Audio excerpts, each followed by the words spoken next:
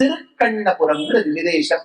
அங்க இருக்கக்கூடிய ஒரு பெண்ணுக்கு, நங்கைக்கு திருக்கண்ணபுரத்தாள், கண்ணபுரத்தாள்னு பேர். இந்த கண்ணபுரத்தாள் ஒரு முறை ஸ்ரீரங்கத்துக்கு வந்த உடனே தன்னுடைய ஆச்சாரியனை வினவினாள். கீழே விழுந்து சேவிச்சா.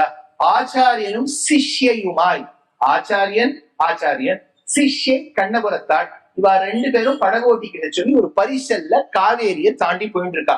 காவேரியில வெள்ளம் பெருக்கெடுத்து ஓடுறது.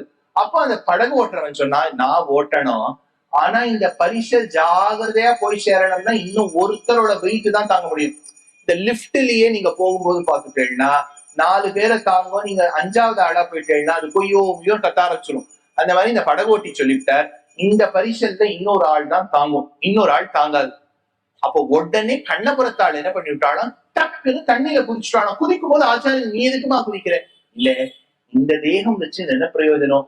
உங்களை மாதிரி ஆச்சாரியன் இருந்தா